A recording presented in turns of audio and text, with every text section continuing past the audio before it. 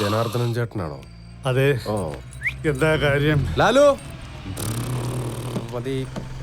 അല്ല, താൻ ആരാ? ആരിത്? ദേവകിയോ?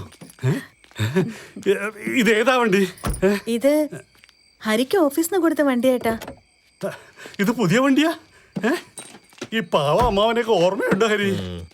അയ്യോ, വന്ന കാലിൽ തന്നെ നിൽക്കാതെ കേറി വാ. ഓന്തിനേക്കാൾ പെട്ടെന്ന് നിറം മാറാൻ കഴിയുന്ന ജീവിയാണ് താൻ എന്ന് തെളിയിക്കുകയായിരുന്നു എന്റെ അമ്മാവൻ.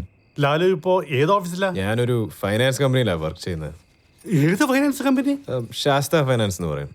ഹരി അവിടുത്തെ മാനേജറായിട്ടാ. അതെ അതെ. സുമതി, പെട്ടെന്ന് ചായ എടുത്ത്. ചായ ഒന്നും വേണ്ട അമ്മായി, എനിക്ക് ഓഫീസിൽ കുറച്ചേറെ പണിയുണ്ട്. ഞങ്ങളിപ്പോ തന്നെ ഇറങ്ങും. ഹേയ്, അത് പറ്റില്ല. ഈ രാത്രി നിങ്ങൾ എങ്ങോട്ടും ഇല്ല. അമ്മ കുറച്ച് ദിവസം ഇവിടെ ഉണ്ടാവും അമ്മാവ.